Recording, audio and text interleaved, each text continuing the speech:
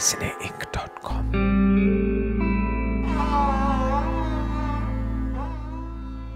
नमस्कार, मेरा नाम अचला शर्मा है।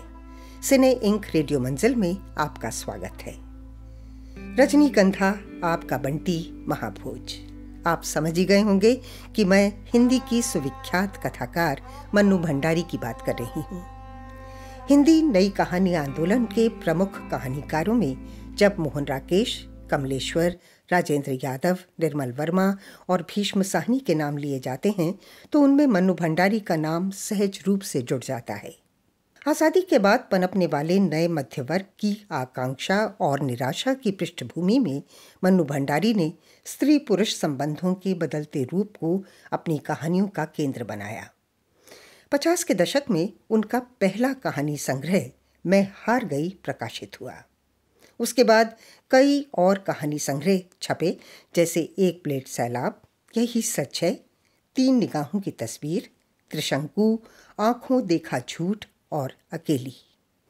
उनकी कहानी यही सच है पर 1974 में बासु चैटर्जी के निर्देशन में रजनीगंधा नाम से फिल्म बनी, जिसे उस वर्ष का फिल्म फेयर पुरस्कार भी मिला।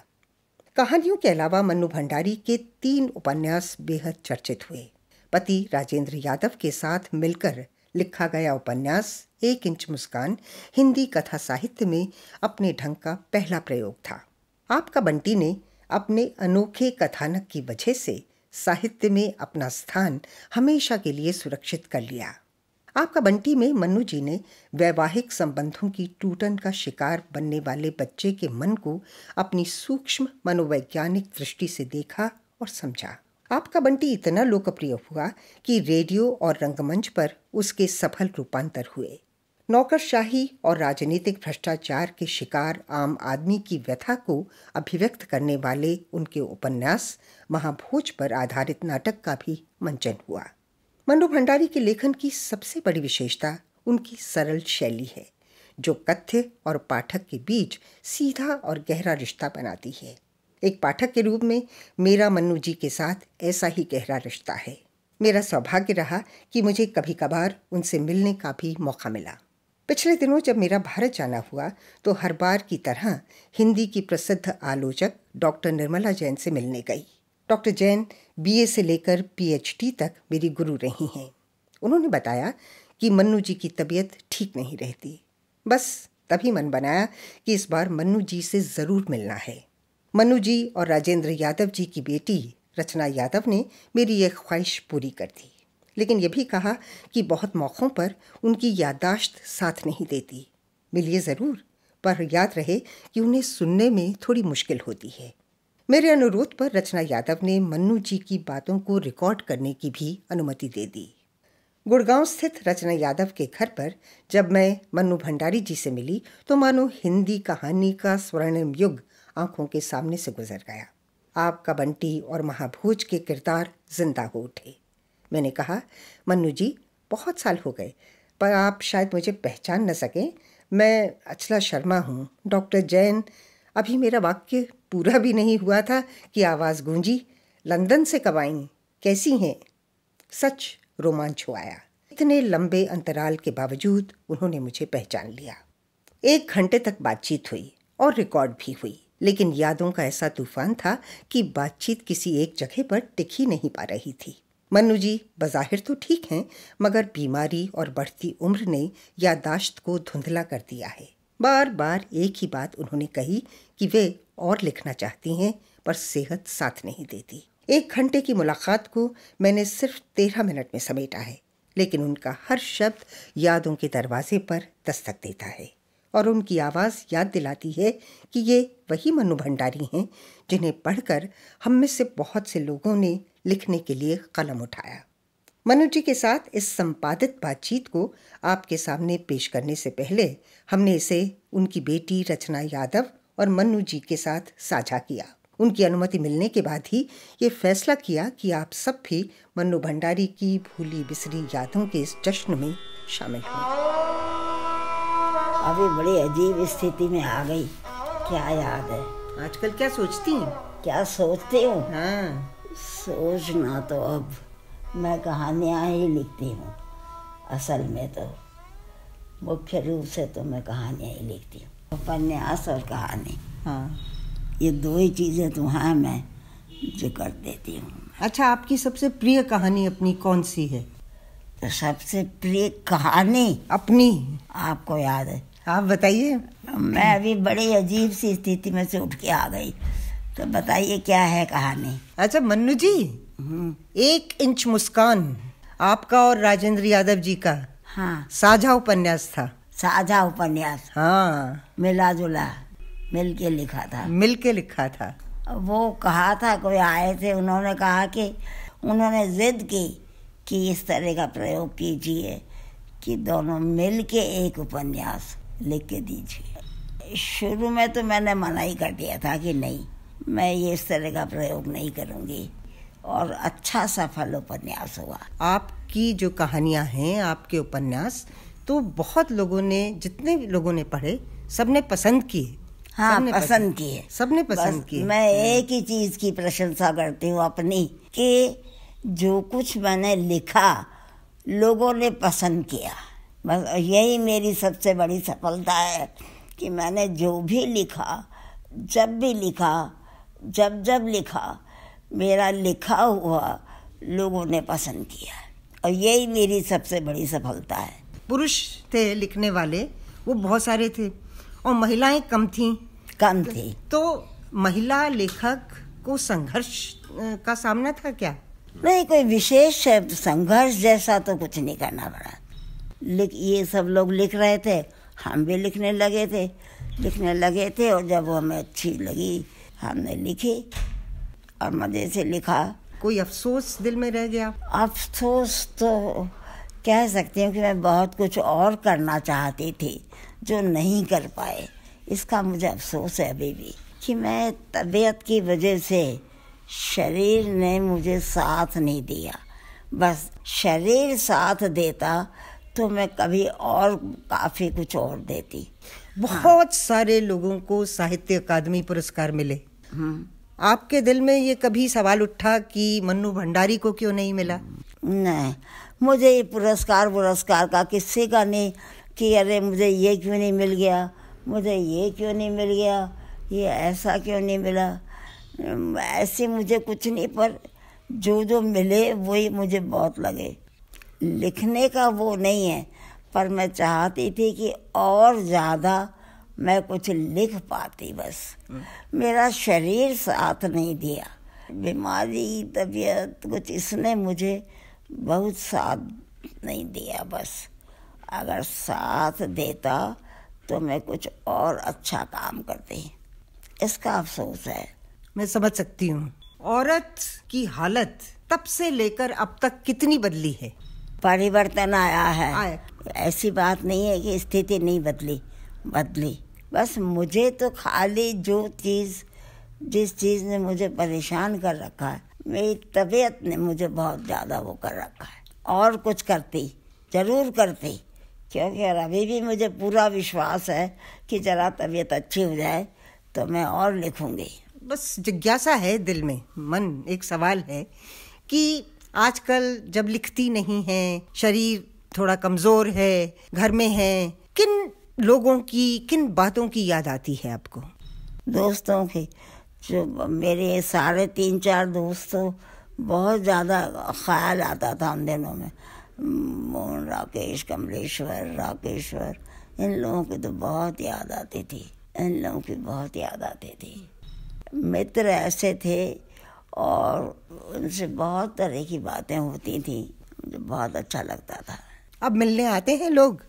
अब कहाँ, कहीं तो गए, जो हैं तो मैं रही नहीं, मतलब मरूँ नहीं, लेकिन यानी कि अब मैं कर नहीं पा रही काम। सबसे ज़्यादा दुख तो है कि मैं काम नहीं कर पाती हूँ। कोई विषय है, कोई सब्जेक्ट है मन में? नहीं, यही है। मैं तो देखिए कोई बहुत ज़्यादा तो है नहीं, कहानी तो मेरी तो वही है, कहानी उपन्यास से लिखती हूँ मैं तो। तबीयत के मारे मैं कुछ भी नहीं कर पा रही हूँ। आप आजकल क्या करती हैं? हमने अपनी वेबसाइट शुरू की है इंटरनेट पर। ये क्या होता है? इंटरनेट पर उस पे सब लिखा भी होता है, उस पे सब उसमें रेडियो भी होता है, उसमें टीवी भी होता है। अच्छा, मैं तो ये सब जानती ही नहीं जी। मैं तो आजकल इतनी कट गई हूँ सब चीज़ों से कि नहीं कर पाती हूँ। अपनी कोई कहानी याद आती है, कोई शीर्षक किसी कहानी का? शीर्षक? किसी कोई कहानी, अपनी पुरानी कहानी, कोई आपकी प्रिय कहानी? आप कोई 2-3 कहानियों के नाम बताइए। देखिए, त्रिशंकु। त्रिशंकु, यही सच है, एक प्लेट सैलाब, एक थी 3 निगाहों की तस्वीर। हाँ, तो ये सब तो कहानी उपन्यास। हाँ हाँ, कोई कहानी अपनी याद कीजिए। मन्नू भंडारी को मन्नू भंडारी की कौन सी कहानी पसंद है? त्रिशंकु, त्रिशंकु ही मुझे पसंद है। पसंद है? त्रिशंकु जब उस समय लिखी थी तो मुझे उस समय तो अच्छी लगी। उस समय त्रिशंकु से एक प्लेट सैलाब भी था, ये सब चीजें थी। जब लिखे थे तो अच्छी थी सब। सब अच्छी हैं, मुझे अच्छी लगी। सब बहुत अच्छी कहानियां हैं। अच्छा मन्नू जी, मैं अगर अपनी आवाज में आपकी एक कहानी पढ़ के रिकॉर्ड करूं तो आपकी अनुमति होगी? हाँ, अनुमति जरूर दे दूंगी। आप मुझे बताएं कौन सी कहानी लूं? त्रिशंकु। त्रिशंकु? त्रिशंकु अच्छी थी। अच्छा, चलिए, मैं जरूर पढ़ूंगी और मैं फिर आपकी बिटिया रचना को भेजूंगी, वो सुना देगी। चलिए। मैं तो कर नहीं सकती। आप थकी तो नहीं मन्नू जी हमसे बातें करके? नहीं, बिल्कुल नहीं। मैं तो तकलीफ इस बात का है कि मैं ठीक से कर नहीं पा रही हूँ, जैसा कि मुझे करना चाहिए था। आज मैं कर नहीं पा रही हूँ। आपको मैं कोई बात नहीं कर पा रही हूँ? नहीं नहीं, कर रही हैं ना बातें आप। अच्छा मन्नू जी, आप जहाँ पैदा हुई थी मध्य प्रदेश के गांव में, याद है? हाँ, बिल्कुल। क्या नाम था गांव का, याद दिलाइए। भानपुरा। देखिए, भानपुर।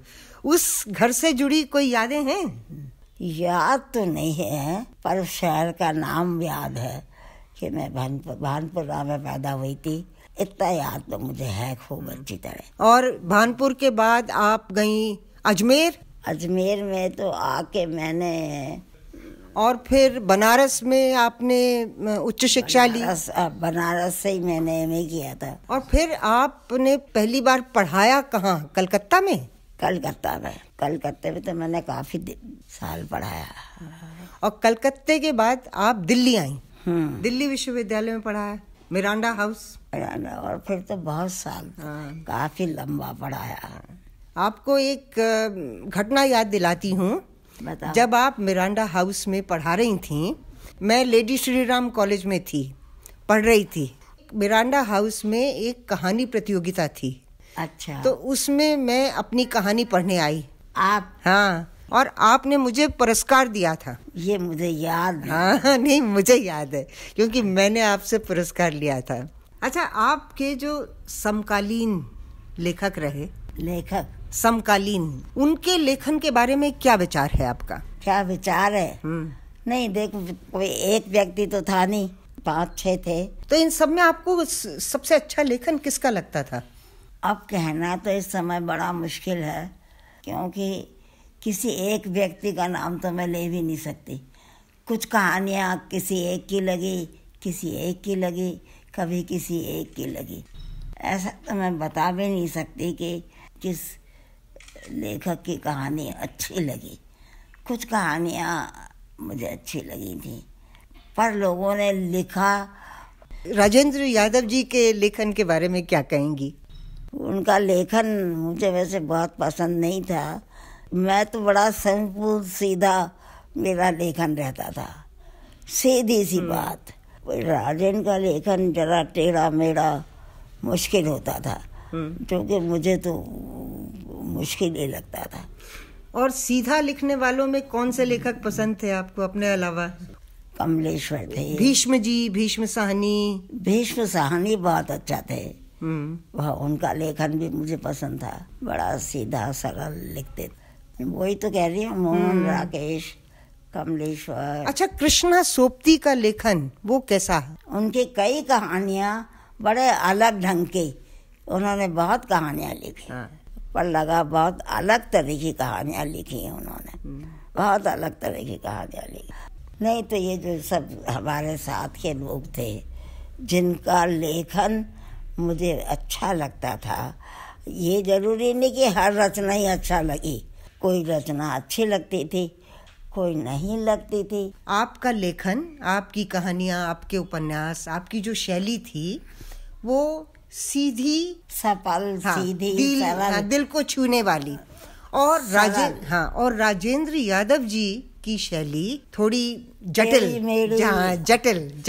तो जब आप मिलजुल के 1 इंच मुस्कान लिख रहे थे तो झगड़े नहीं होते थे क्या? नहीं, वो स्टाइल वैसा ही था उनका लिखने का। अब वो लिखते थे तो जब मैं लिखती थी तो फिर उसी ढंग से लिखने कोशिश, तो मैं तो अपना ही ढंग से लिखती थी, उनकी वजह से मैं नहीं लिखती थी, मैं तो अपना ही ढंग से लिखती थी। राजेंद्र जिस तरह से भी लिखे मैं तो अपने ही ढंग से लिखती थी। ऐसा कोई झगड़ा जैसा तो कुछ नहीं हुआ। और उपन्यास छप गया और सफल हुआ। और आज तक न जाने कितनी किताबें बिक जाती हैं, इतना लोगों ने पसंद किया था। वो या तो अलग तरह वाला स्टाइल था इसलिए किया, या पता नहीं क्यों पसंद किया, पर वो पसंद तो बहुत हुआ था। मैंने सुना है कि आपने 47 से पहले आजादी के आंदोलन में भी हिस्सा लिया था। हाँ, लिया था, बिल्कुल। क्या किया था? उस समय जो झगड़ा होता था बहुत ज्यादा धूमधाम वाला, भाग लिया था मैंने तो। अब 48 सन 1 और वो सब तो इतने याद नहीं है मुझे। पर मैंने भाग तो बहुत लिया था। जितने महिला पात्र हैं आपकी कहानियों के, महिला पात्र वो तो बड़े जुझारू रहे हैं, वो आसानी से अपनी स्थिति को स्वीकार करने वाले नहीं हैं। नहीं, ऐसा भी है कि कुछ रचनाओं में तो वो स्वीकार कर ही लेती है और कुछ में लड़ते रहती है आखिरी समय तक। तो आपने औरत की दोनों स्थितियों को दिखाया, मतलब दोनों रूपों को मैंने देखा, इसमें कोई शक नहीं कि कुछ को तो हमने स्वीकार एक्सेप्ट कर ही लिया था। जैसे कहानियों में, जैसे कहानी में हमें औरत ने जैसे अपने को स्वीकार कर लिया और किस में आखिरी समय तक लड़ती रही। मन्नू जी, जो कहानी अभी लिखनी बाकी है, जो मन्नू भंडारी को कौन सी ऐसी कहानी है जो अब तक नहीं लिखी और लिखनी है? नहीं, ऐसा अब कह नहीं सकती, पर अगर कभी कोई कहानी लिखूंगी, लिख सकती हूँ मैं कोई न कोई कहानी। जरूर लिखने की इच्छा है। है मन में लिखने की। लिखने की चीजें इच्छा है, पर अब देखो क्या कर पाती हूँ। मन्नू जी की तकलीफ, लिखना चाहती हैं पर लिख नहीं पा रही हैं। हिंदी की जानी मानी कथाकार मन्नू भंडारी के साथ सिने इंक रेडियो मंजिल की यह बातचीत 1 फरवरी 2019 की शाम को रिकॉर्ड की गई थी। अचला शर्मा को अनुमति दीजिए। नमस्कार। cineink.com